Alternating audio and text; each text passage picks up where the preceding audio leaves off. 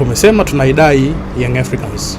Kwa hiyo tumewaita waje TFF kwa ajili ya kuhakiki hicho ambacho tunawadai na hicho ambacho wao wanasema kwamba wanatudai. Kama CEO anasema kwamba hajui kwamba wanatakiwa kupata shilingi ngapi, wamesemaje kwamba wanadai kiasi hicho cha fedha cha ubingwa wa CRDB?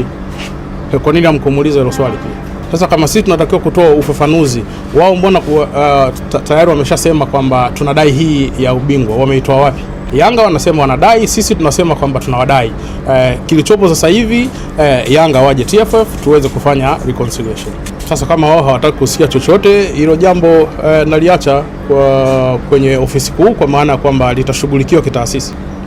Sisi tunachokisema ni kwamba tayari tumekwisha tangaza fainali inachezwa wapi. Kwa hiyo maandalizi yanaendelea kwa ajili ya mchezo huo wa fainali ya CRDB Bank Federation Cup ambao kama ambavyo tumetangaza kwamba watachezwa Zanzibar tarehe 28 saa 2:15 usiku. Kwa hiyo maandalizi mengine yote sisi tunaendelea nayo kama kawaida. Sasa jambo lolote la kitaasisi linashughulikiwa kitaasisi, na ndio maana unaona kwamba TFF tumewaandikia Yanga, tumewaambia kwamba waje makao makuu ya TFF kwa ajili ya kuweza kupitia hivyo vitu vyote ambavyo wanasema kwamba wanadai, na tuwaonyeshe nini ambacho na sisi pia tunadai. Kwa hiyo hilo ndio jambo kubwa, kwamba hili ni jambo la kitaasisi, lazima lishughulikiwe kitaasisi. TFF na utaratibu mzuri wa kutoa taarifa kama ambavyo tumewapa taarifa hapa ya kuhusiana na hicho ambacho tuliwaitia Young Africans leo. Kwa hiyo chochote kile ambacho kinahusiana na TFF